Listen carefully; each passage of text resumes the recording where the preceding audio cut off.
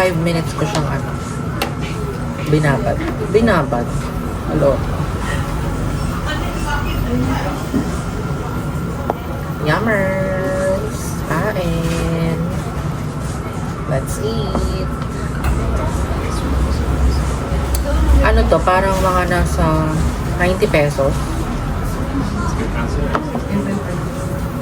Wala ko yung salamin ko, nagmamais.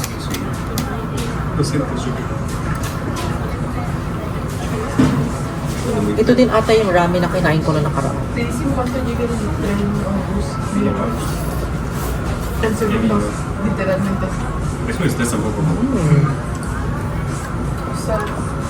Kasi hindi siya ganun kaanghang.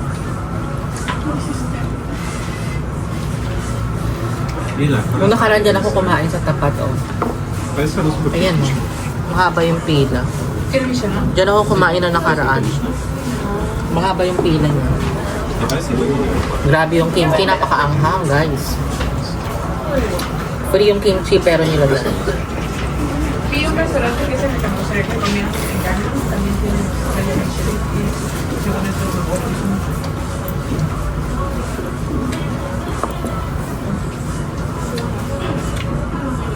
Kailangan kapag nag-noodles kayo ng ganito, matakaw din kayong, or malakas din kayong uminom ng water. Para alam nyo na, kasi salty ito eh. ¿Crees que lo podemos entender aquí? O sea, do you want to be able to understand to use this or do I go to Ang mga Korean, mahilig sila sa ramen, sa mga noodles, kasi instant siya, lalo na kapag malamig. That's what I'm saying. We have to find this. I think we can. We're not in a rush. We can read.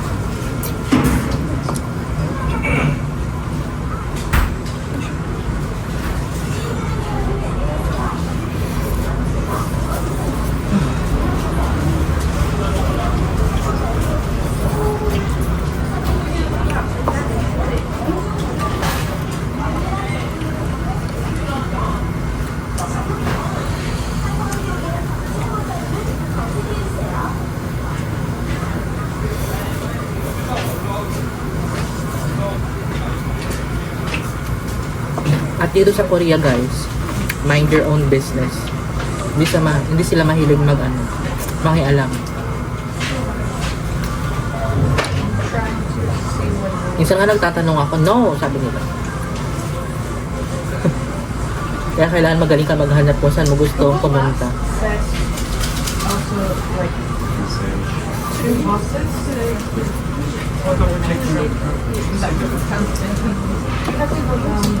Pero pansin ko sa kanila, kapag kumakain sila ng ramen, hindi nila halos, iniinom yung soup. Noodles lang talaga. Tayo kasi, di ba, side hanggang sabaw.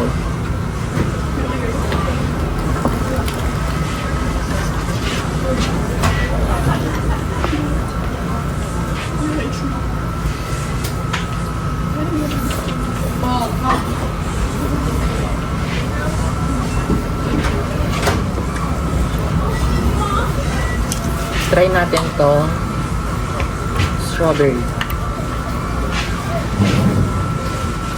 May straw dapat to eh. Hindi ako binigyan ng straw. Ay parang pumupa ka dapat ng straw.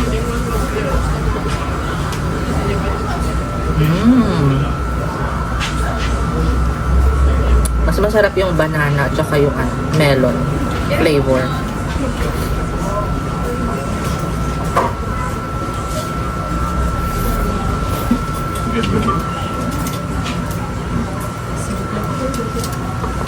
Ubusin ko lang to guys, and then punta na ako sa guest house. May 1 oras pa ako to get all my things, and then I'll go to the airport na. Guys, kapag may natira kayong soup dito sa Korea, isasala nyo dyan yung noodles, tapos mapupunta yung soup dyan sa basurahan. Tapos tapon nyo to sa separate bin.